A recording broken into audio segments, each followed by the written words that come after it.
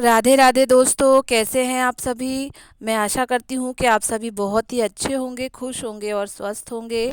एक बार फिर आप सभी का आपकी अपनी खुशबू इंदौरी चैनल में बहुत बहुत स्वागत है।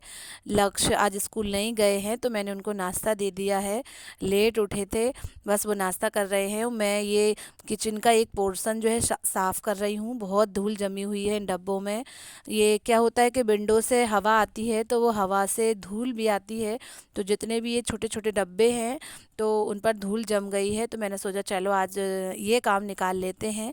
थोड़ा सा साफ़ सफाई कर लेते हैं। बस एक ही एरिया जहाँ पर मेरे तेल के डब्बे रखे जाते हैं और भी चीज़ें, घी वगैरह रखा जाता है, तो उतनी जगह बहुत गंदी लग रही थी मुझे। तो मैं लग गई हूँ काम पर। और आज मैंने थोड़ी मेहंदी भी लगाई हुई है बालों में। सभी की वही समस्या है मोस्टली लोगों की, कि वाइट हेयर की और हेयर फॉल की। तो हेयर फॉल तो खैर कम हो गया है मेरा। मैंने एक अपनी स्कूल की फ्रेंड है, उनके कहने पर एलोवेरा जेल लगाया और नियमित रूप से लगाया, तो मैं कह सकती हूँ कि थोड़ा कम हो गया है। पर वाइट हेयर तो है ही, तो मैंने कहा चलो आज लक्ष्य स्कूल भी नहीं गए हैं। वैसे तो मुझे उन्हें 12:30 1 बजे लेने जाना पड़ता है, तो मेहंदी लगा के तो मैं जाऊँगी नहीं। तो इत्तेफाक से आज ऐसा काम भी हो गया।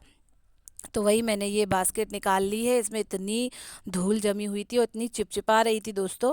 तो फिर मैंने इसको अच्छे से साबुन लगा के साफ़ कर रही हूँ। और भी चम्मच जो स्टैंड था उसमें भी बहुत गंदगी लगी हुई थी, तो वो सब साफ़ कर रही हूँ धीरे धीरे करके। छोटे छोटे डब्बे साफ़ करके रखे जाती हूँ।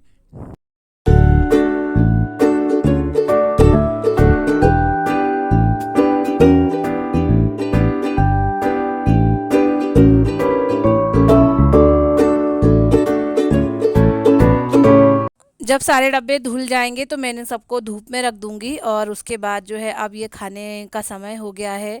दोपहर के करीब 2 बज रहे हैं, तो मैंने लक्ष्य के लिए पराठा सब्जी और अपने लिए रोटी सब्जी का खाना लगाया हुआ है। बस 2 ही रोटी मैं खाऊंगी, क्योंकि बहुत पेट में दिक्कत रहती है मेरे, तो कम खाऊंगी तो हो सकता है थोड़ा अच्छा लगे।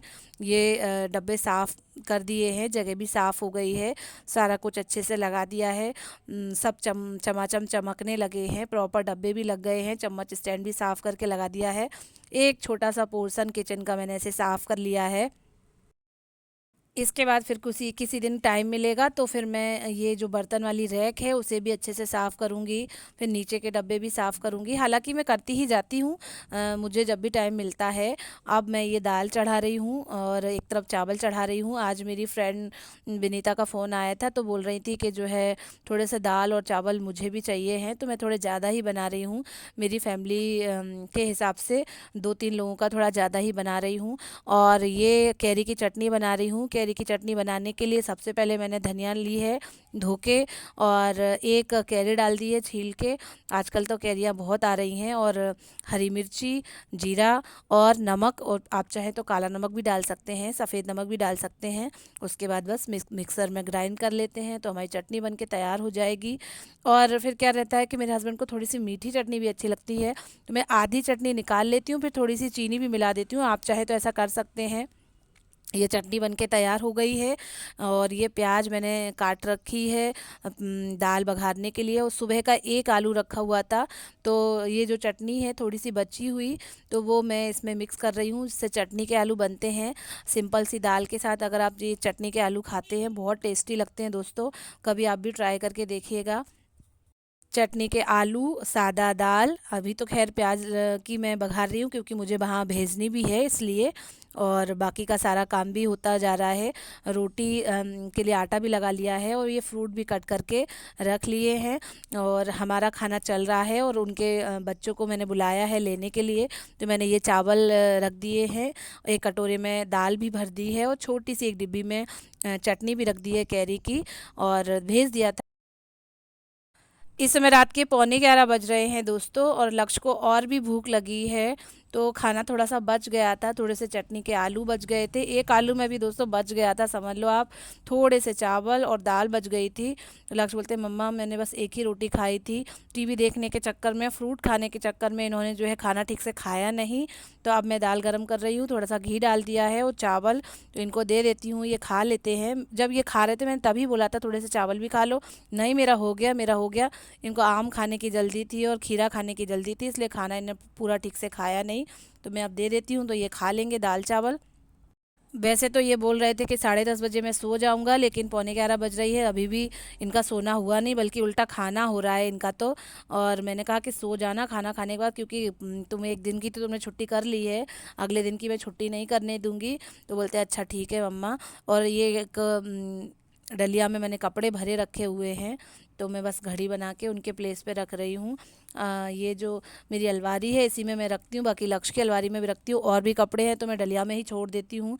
अब धीरे से करके आगे जाके मैं एक अलमारी खरीदूंगी, क्योंकि कपड़े रखने की जगह जो है वो शॉर्ट हो रही है। कपड़े जो हैं अलमारी में अच्छे से बन नहीं रहे हैं, वो मैं उनमें तह बना के रखती भी हूँ तो वो नीचे गिरते जाते हैं। अब मैंने इनको बोला तो है, पर बोलते हैं कि अभी अपन ने टीवी लिया है, तो टीवी की इंस्टॉलमेंट जब अपन पूरी कर लेंगे तो फिर धीरे से एक अलमारी भी खरीदेंगे। गृहस्थ जीवन में ये सारी चीज़ें चलती ही रहती हैं, और अपन को फेस भी करनी पड़ती हैं।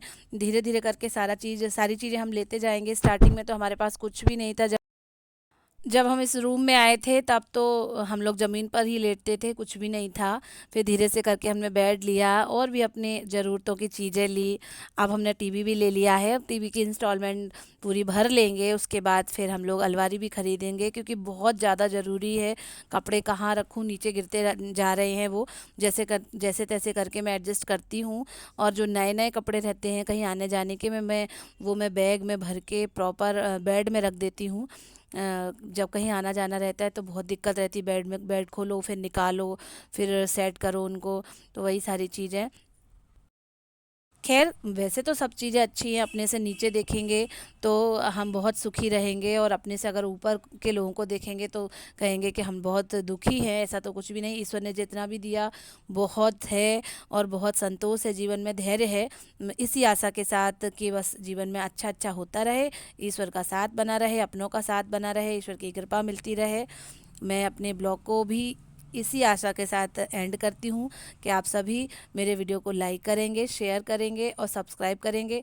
हालांकि आप सभी का प्यार भर भर के कमेंट में मिल रहा है, मैं बहुत आह्लादित हूँ, बहुत प्रसन्न हूँ आपके इन सब प्यार से, आपके सबके कमेंट पढ़ के। तो इसी तरीके से अपना प्रेम स्नेह बनाए रखिएगा खुशबू इंदौरी की चैनल पर, और साथ बनाए रखिएगा।